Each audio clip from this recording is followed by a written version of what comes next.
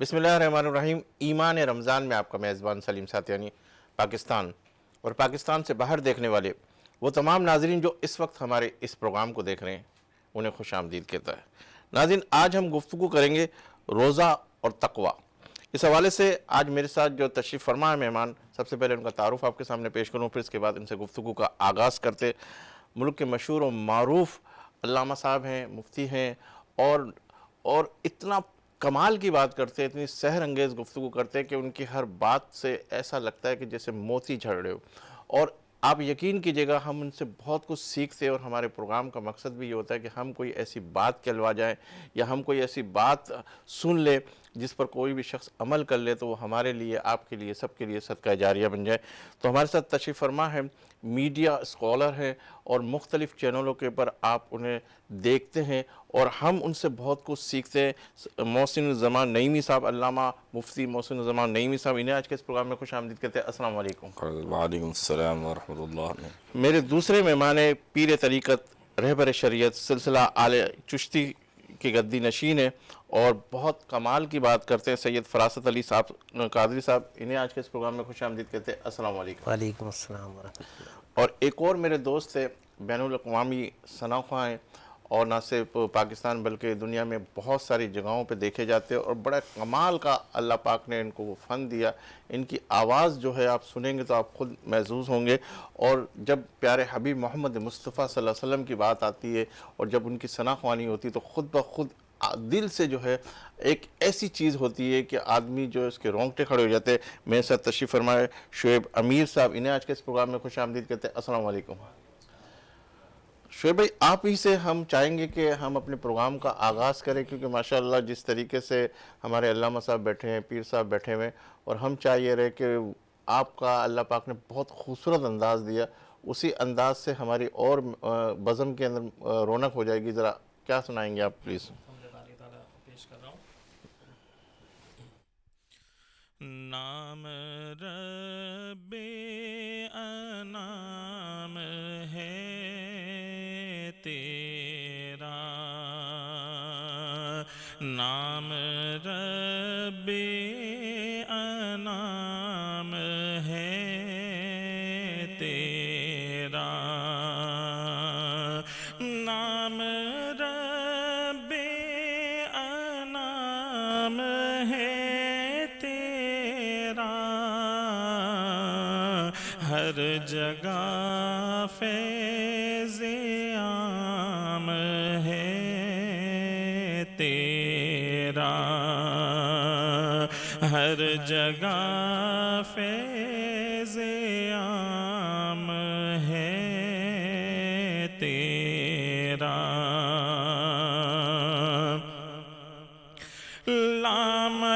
لامکانی تیرا ہے وصف مگر، لامکانی تیرا ہے وصف مگر، قلب مومن مقام ہے تیرا، قلب مومن مقام ہے تیرا، تیری مرضی کبھی نہیں ٹلتی، تیری مرضی کبھی نہیں ٹلتی،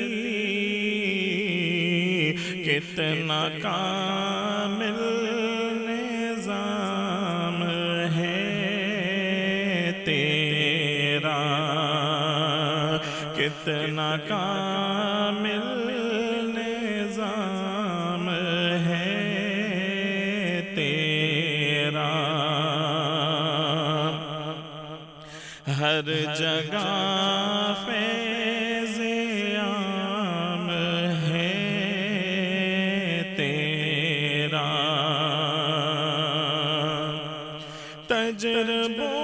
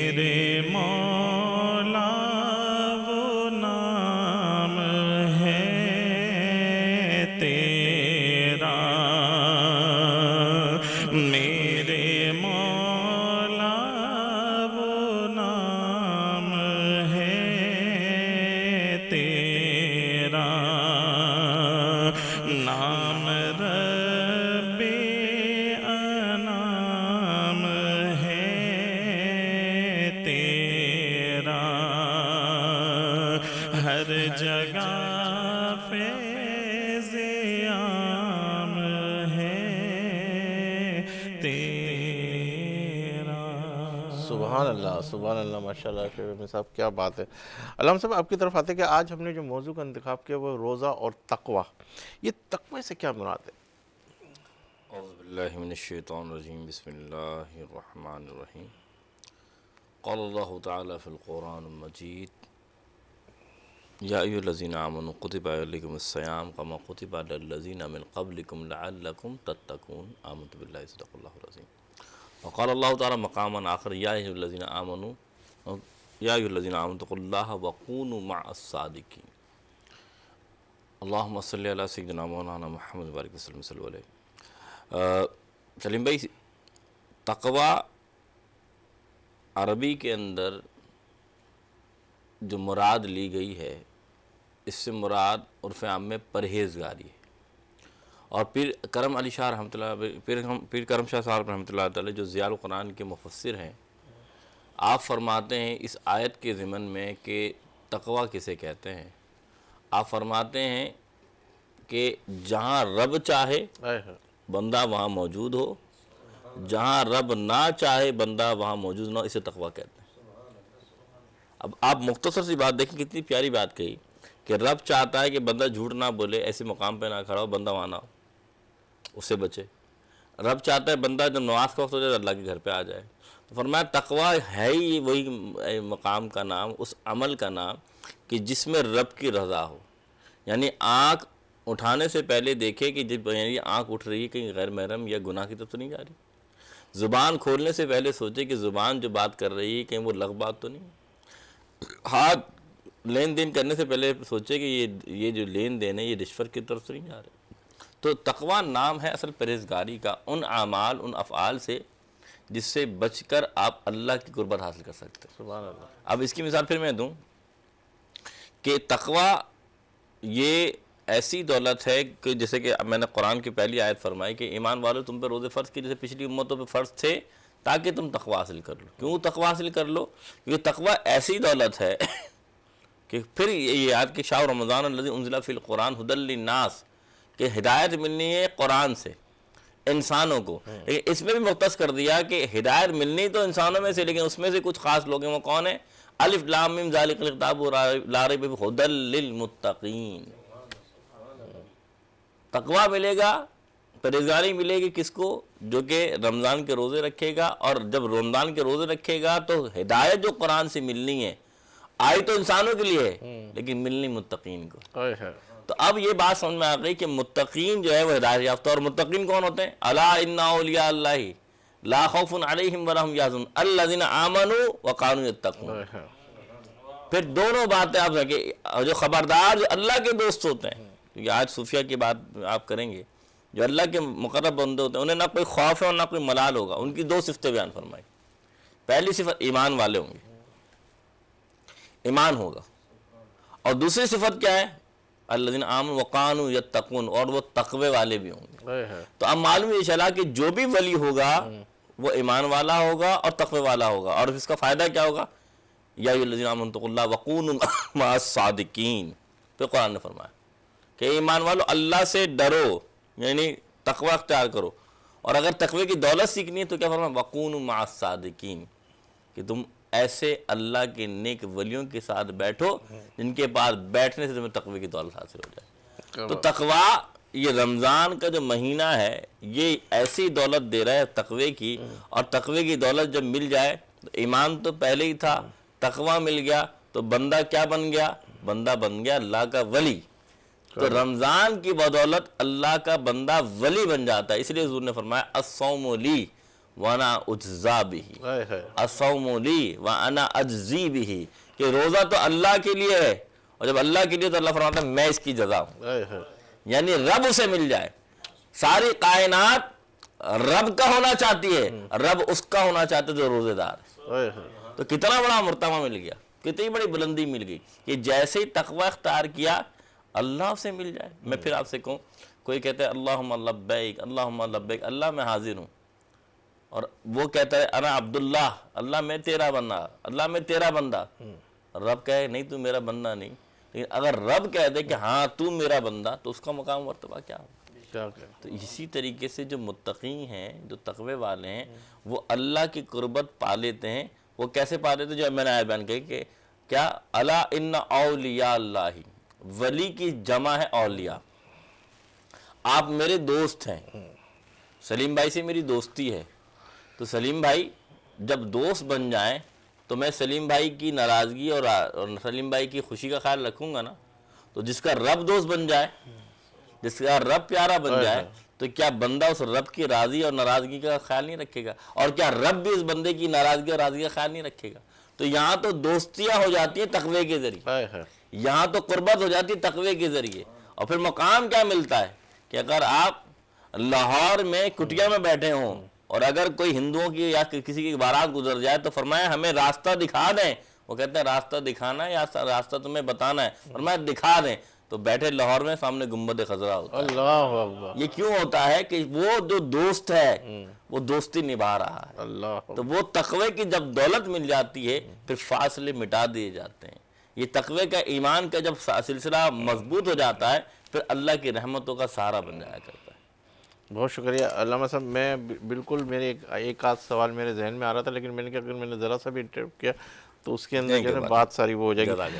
پیر صاحب آپ کی طرف آتا ہوں کہ ماشاءاللہ آج آپ ہمارے پروگرام میں شامل ہے. اولیاء کرام کے حوالے سے ہم آپ سے گفتگو کرنے لگے. اولیاء کرام رمضان میں اپنے عقیدت مند مریدوں کو کس طرح تربیت دیتے ہیں؟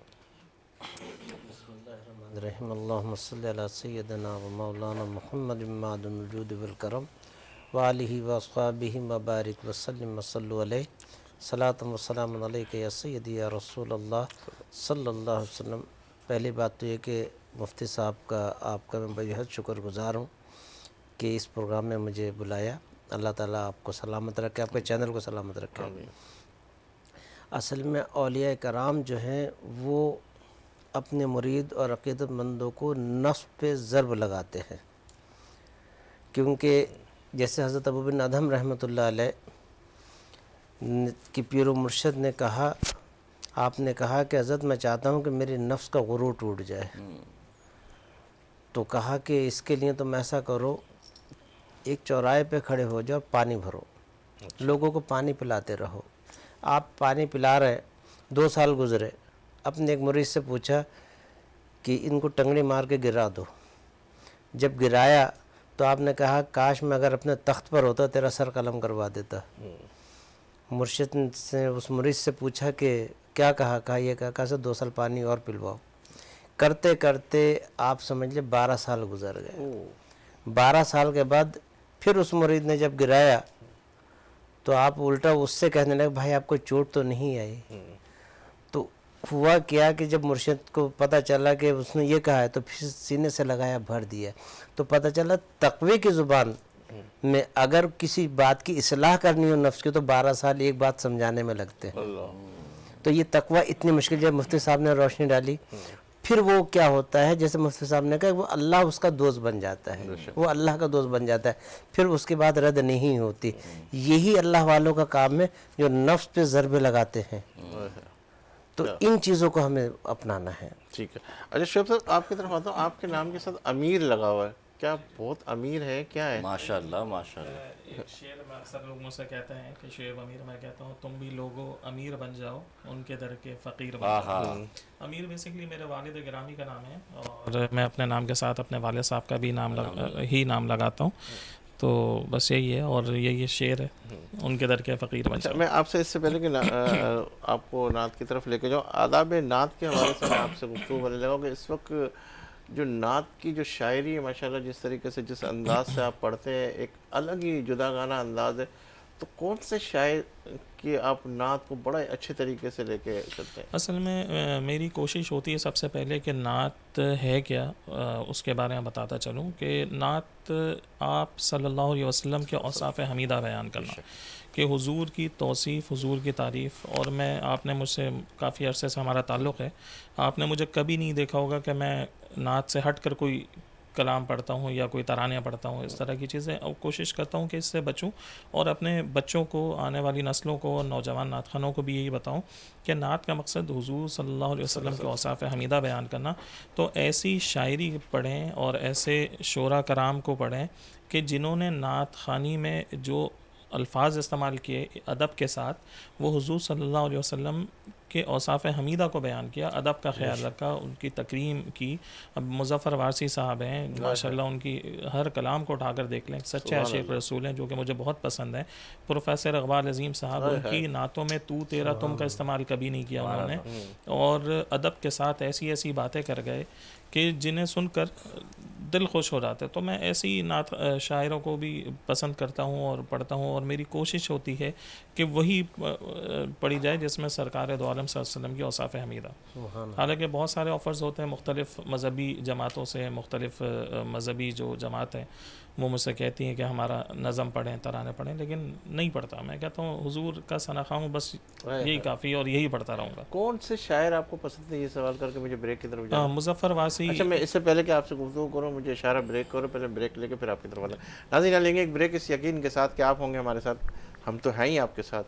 ملتے چند لمحوں کے بعد.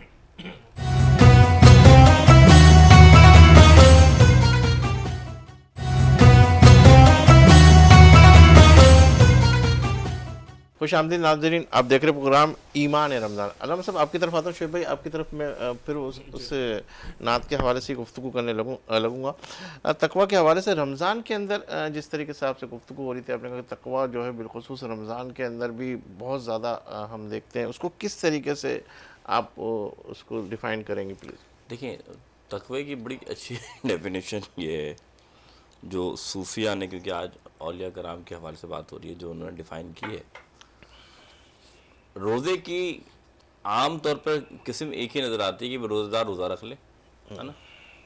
لیکن صوفیہ کے نزدیک روزے دار کی 3 اقسام ہیں. سبحان اللہ. 3 اقسام کیسے؟ پہلی اقسام عام روزے دار. میں ان روزے دار کی تو بات ہی نہیں کر رہا جو سحری کرتے ہیں، فجر کے نماز نہیں پڑھتے اور وہ سوئے ہوئے ہیں، تو پھر عصر کے بعد اٹھتے ہیں، پھر تھوڑا سا کھایا گلا کیا، پھر افطاری کی اور روزہ دار ہو گئے. تو اللہ کے ان کے خالی پیٹ ہونے اور ان کے پیاسے ہونے سے کوئی سروکار نہیں، ان کا روزہ قابل قبول ہی نہیں. روزہ قابل قبول نہیں. بالکل یہ حدیث میں آیا، انہوں نے فرمایا کہ اللہ کو ایسے خالی پیٹ اور ایسے پیاس رکھنے والے کی روزے سے کوئی سروکار نہیں ہے. مفہوم حدیث بیان کر رہا ہوں. اب روزہ ہے کیا؟ عام لوگوں کا روزہ وہ ہے جو کہ سحری کریں، نماز پڑھیں، قرآن کی تلاوت کریں، اور اللہ تعالیٰ کے لیے جو احکامات ہیں فرائض اس پر عمل کرتے ہوئے، افطاری کرتے ہوئے روزے کا جو میعاد ہے یا وقت مقرر کر دیں. تو وہ پورا وقت جو ہے وہ اپنے کام میں بھی لگے ہوئے ہوں اور ساتھ ساتھ فرائض اور نوافل کی بھی تاکید وہ کر رہے ہوں یا قرآن بھی پڑھ رہے ہوں. تو ایک عام روزہ دار یہ ہے. دوسرا روزہ دار جسے ہم خاص روزہ دار کہتے ہیں، خاص روزہ دار اسے کہتے ہیں کہ وہ صرف روزہ ہی نہ رکھے، نہ صرف فرضی پڑھے، یعنی کہ روزہ رکھا، نماز بھی پڑھ رہا ہے، قرآن بھی پڑھ رہا ہے، لیکن اس کے ساتھ ساتھ ایسے گناہ جو کہ ظاہری طور پہ نظر نہیں آ رہے ہوتے. مثال طور پہ غیبت کرنا گناہ کبیرہ ہے. بے شک. حضور صلی اللہ علیہ وسلم نے فرمایا کہ جو کسی مسلمان بھائی کی غیبت کرتا ہے وہ مردہ بھائی کا گوشت کھاتا ہے. اب روزے کی حالت میں اگر کوئی غیبت کر رہا ہے تو یہ کیا ہے؟ یہ اپنے بھائی کا مردہ گوشت کھا رہا ہے. تو خاص لوگ جو ہوتے ہیں، خاص جو روزے دار ہوتے ہیں، کیا کرتے ہیں؟ ایسے گناہوں سے بچتے ہیں کہ جو کہ گناہ کبیرہ ہوں.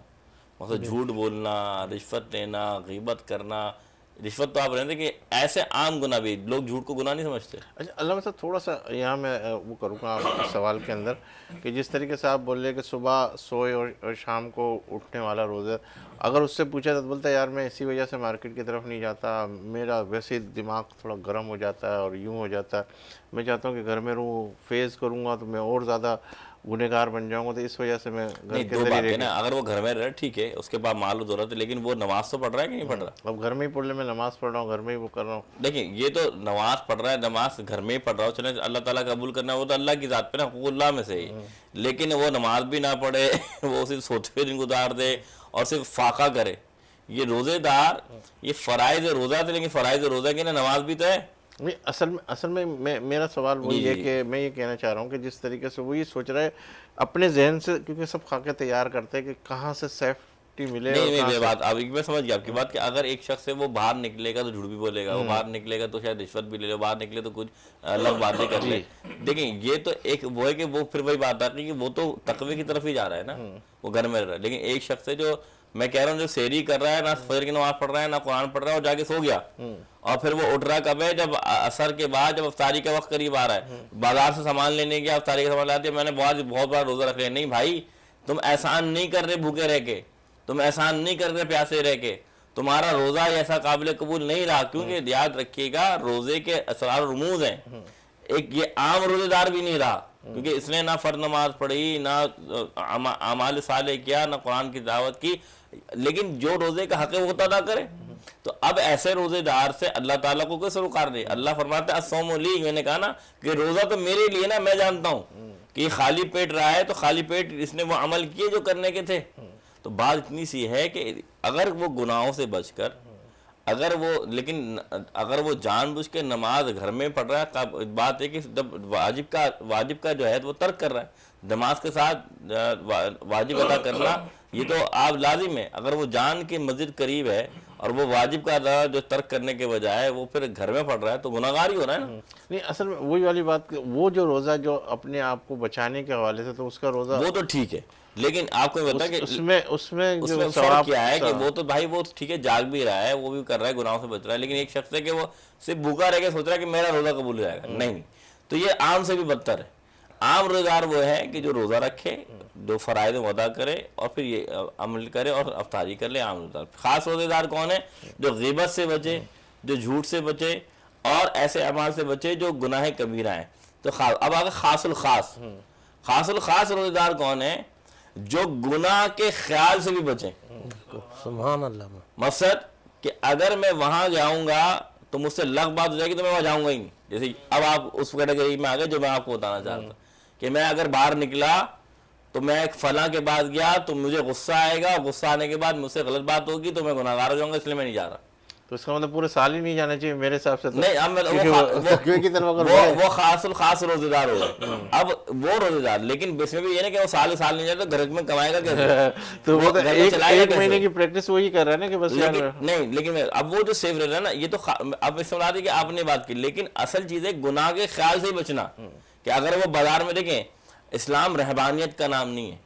اسلام یہی تھا کہ آپ روزے کی حالت میں ہو اور آپ کو غصہ آ رہا آپ پی جائیں.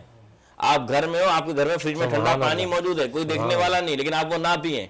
یہی تو تقویٰ ہے کہ میرا رب تو مجھے دیکھ رہا ہے نا. آپ اگر باہر نکلیں، کوئی آپ کو غصے سے کوئی گالی بکے، آپ اس کو پلٹ کے جواب نہ دیں. یہی تو یعنی آپ کا اسلام اتنا کمزور ہے، نعوذ باللہ کہ کوئی گالی دے گا تو آپ اس کو پلٹ کے گالی دے دیں گے.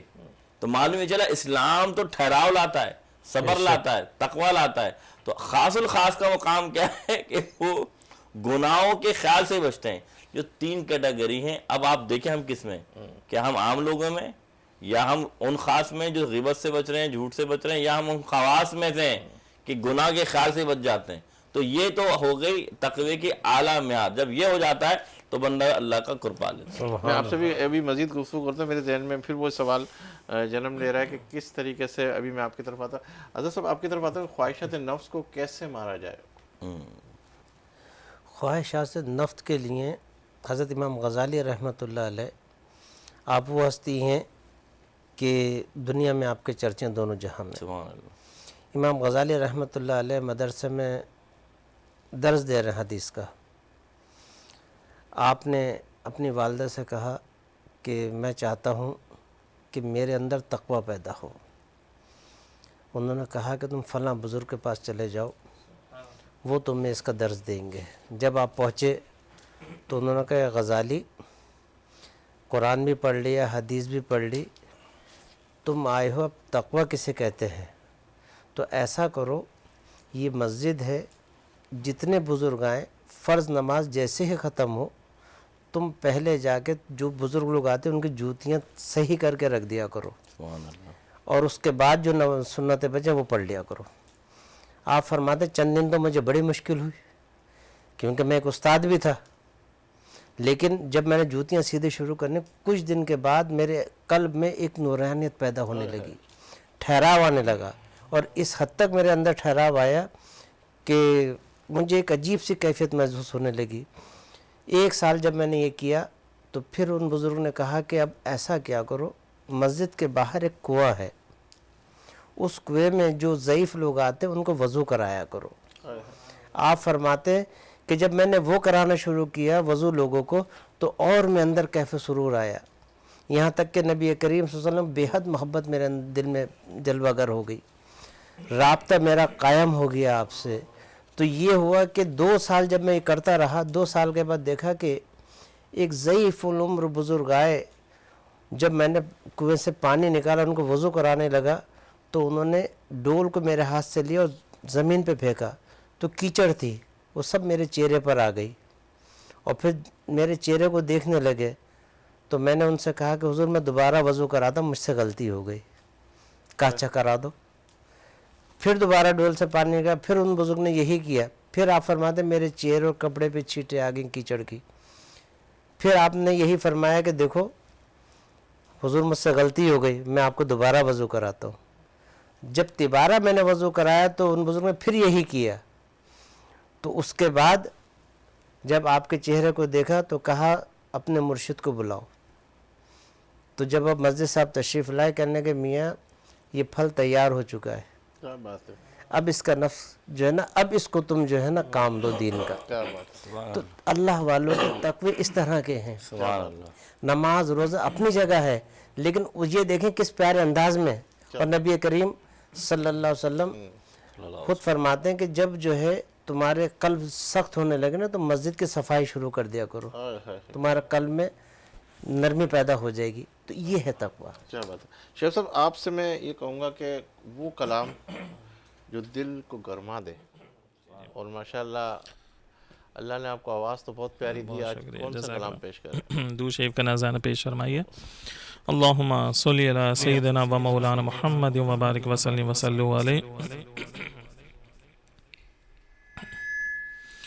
سرکار دو عالم کے رخ پر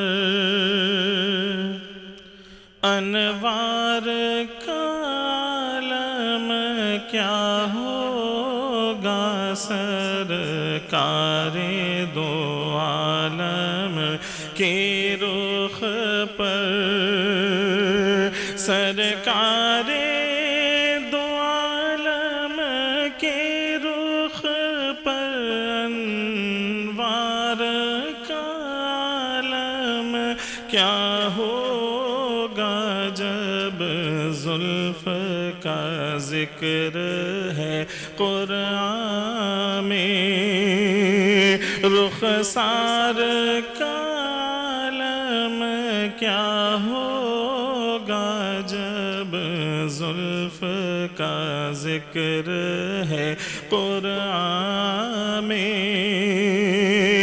رخسار کا عالم کیا ہوگا، جب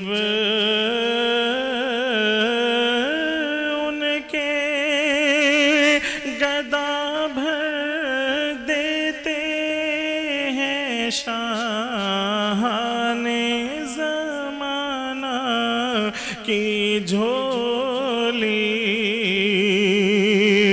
جب ان کے گدا بھر دیتے ہیں شاہان زمانہ کی جھولی، محتاج کی جب یہ حالت ہے، سرکار کا عالم کیا ہوگا، محتاج کی جب یہ حالت ہے، مختار کا عالم کیا ہوگا، جب زلف کا ذکر ہے قرآن میں، رخسار کا عالم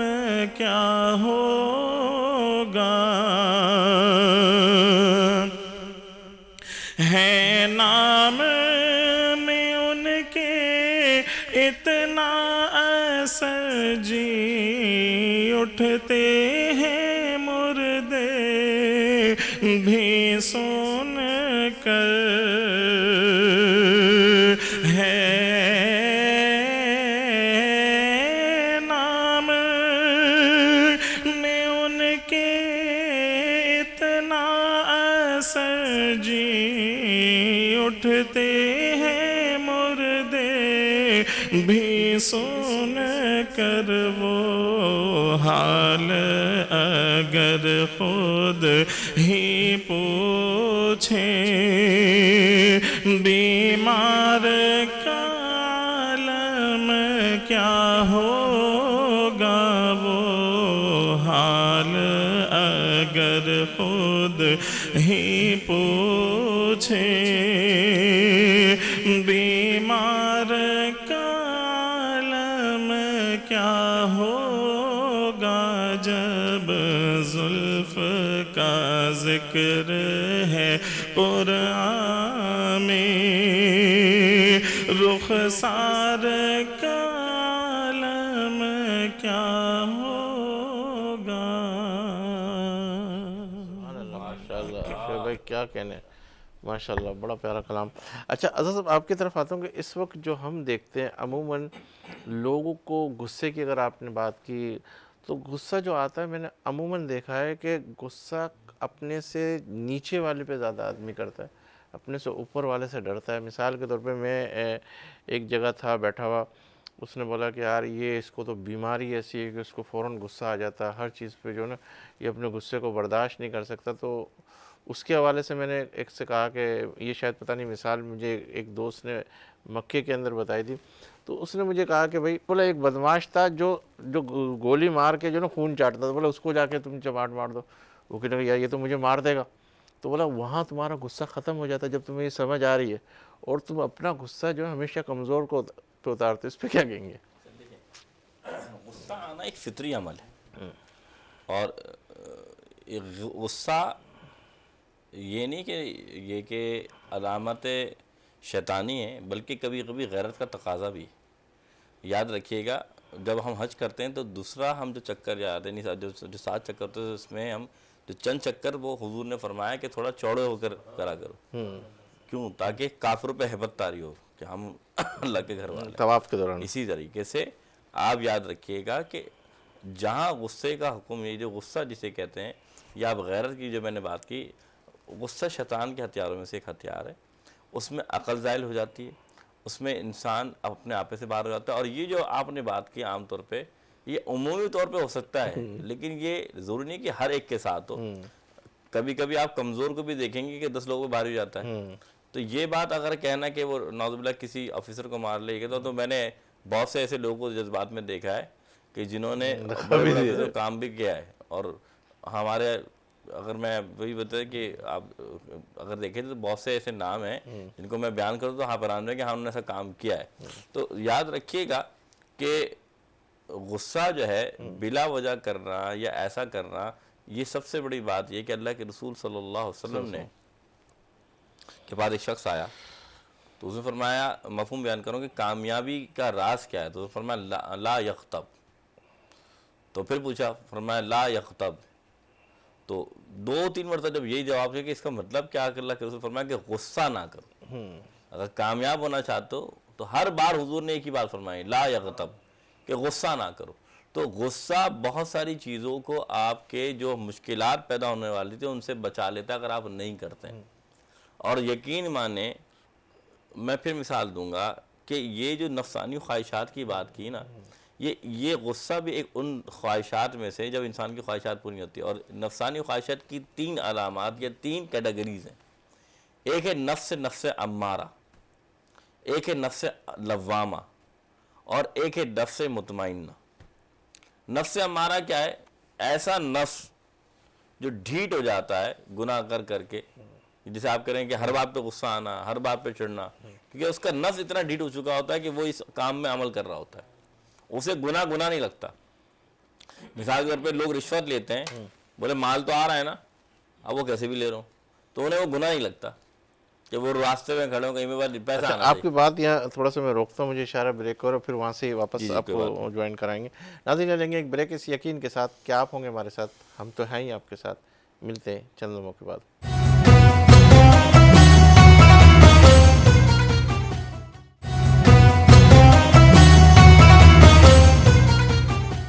خوش آمدید ناظرین، آپ دیکھ رہے پروگرام ایمان رمضان۔ علامہ صاحب گفتگو ہو رہی تھی، بریک کی طرف جانا پڑا، میں کہوں گا وہیں سے تاکہ وہ بات کا تو میں تسلسل آپ سے برقرار فرماتا کہ نفس کی 3 اقسام ہیں، جو نفس کی خواہشات کی بات کی نا، ایک سے نفس امارہ جو کہ محتاج ہوتا ہے خواہشوں کے۔ یاد رکھیے کہ ان لمیٹڈ وانٹس ہیں، لمیٹڈ ریسورسز ہیں، انسان کی جو خواہشات ہیں وہ لامحدود ہیں۔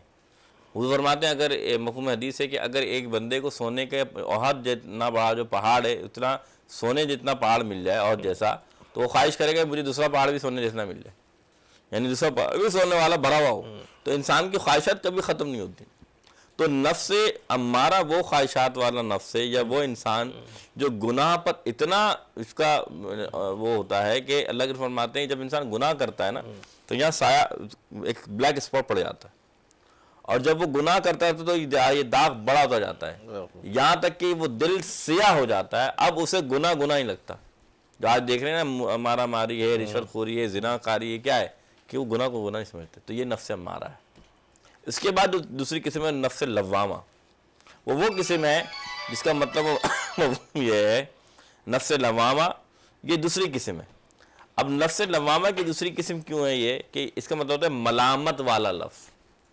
کون سا نفس؟ ملامت والا۔ مثال کے طور پہ یہ ہم عام ہر خاص بندے میں ہوتا ہے کہ اگر ایک بندے نے کسی کی غیبت کر دی تو بعد میں یار یہ میں نے گناہ کر دیا، یار اس کے ساتھ ایسا نہیں کرنا چاہیے تھا، جا کے مجھ سے معافی مانگ لی، تو یہ اسے ملامت ہوئی نا، یار یہ میں نے اچھا نہیں کیا۔ اب آپ کے کوئی ملازم ہے، آپ نے بلا اسے ڈانٹ دیا، یار یہ تم نے کیا کیا، بعد میں یار ابے یار اتنا زور سے بھی نہیں بولنا چاہیے تھا، جب گئے اچھا یار بیٹا کوئی بات نہیں آئندہ خیال رکھ لیں، تو آپ کو ملامت ہوئی۔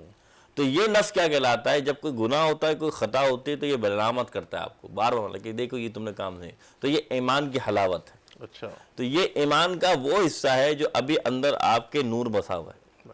تو یہ نفس کون سا ہے؟ نفس لوامہ۔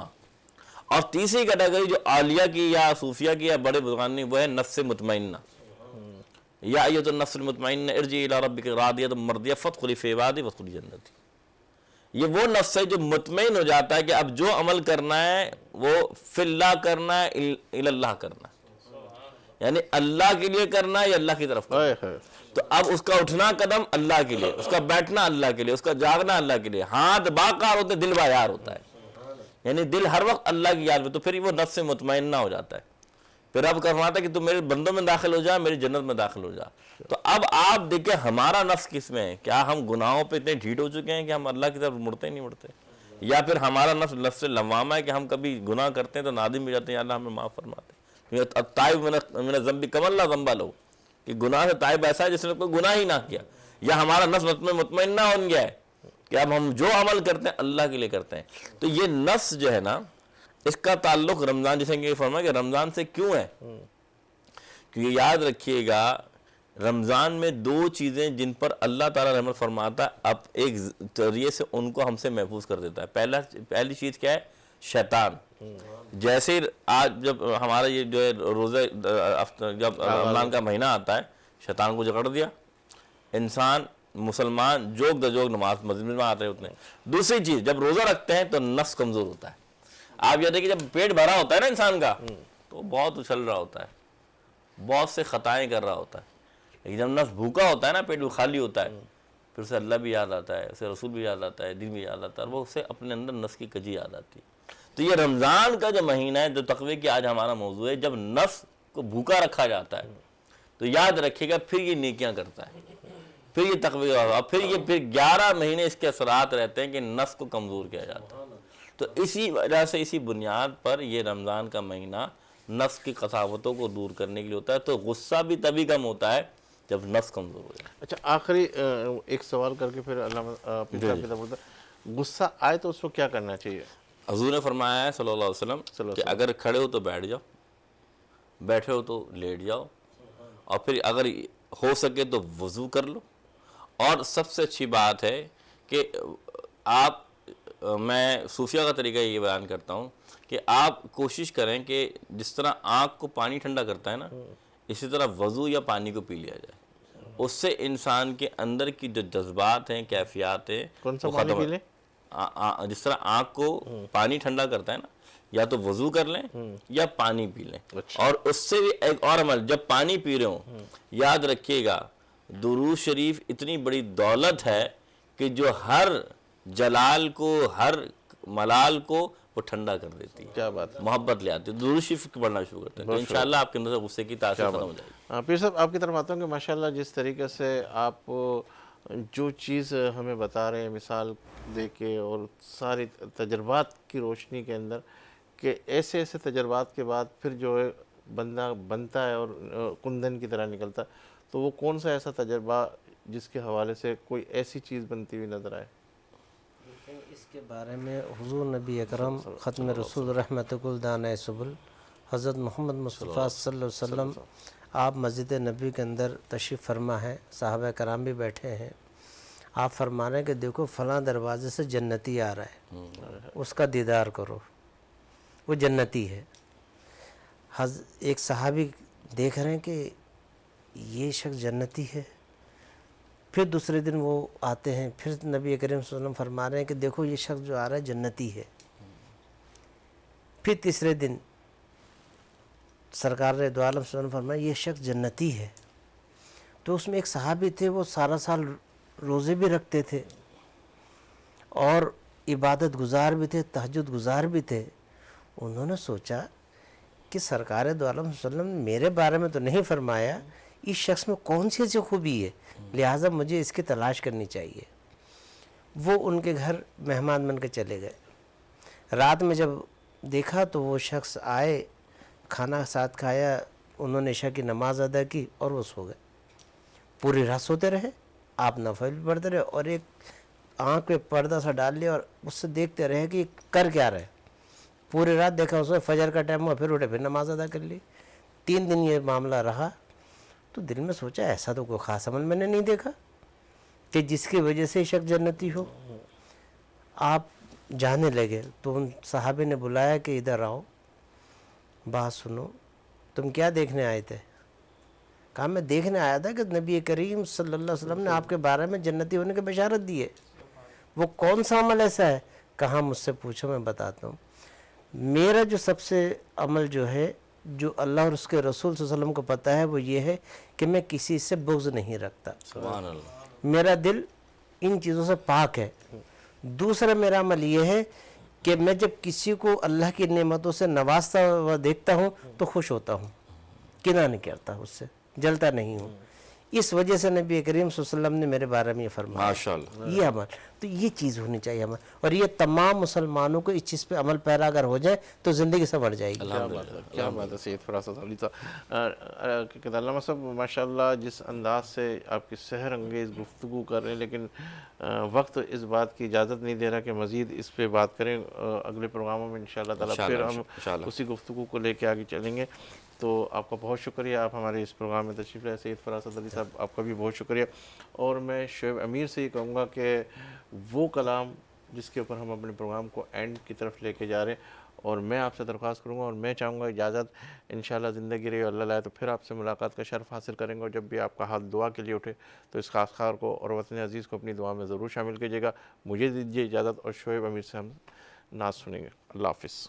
کوئی گفتگو ہو لب پر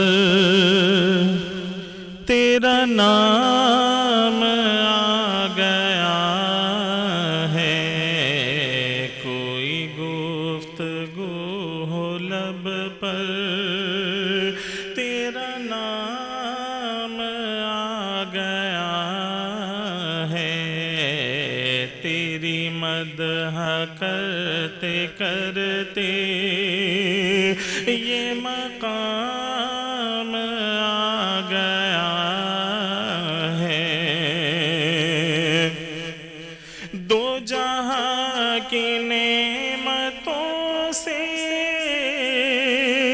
تیرے در پہ جو بھی مانگا، دو جہاں کی نعمتوں سے تیرے در پہ جو بھی مانگا، میرے دامن طلب میں وہ تمام آ گیا ہے، میرے دامن طلب میں وہ تمام آ گیا ہے، جسے پی کے شیخ سعدی بلغ العلا پکارے، جسے پی کے شیخ سعدی بلغ العلا پکارے، میرے دست ناتواں میں وہی جام آ گیا ہے، میرے دست ناتواں میں وہی جام آ گیا ہے، میرا قلب وہ ہے راہ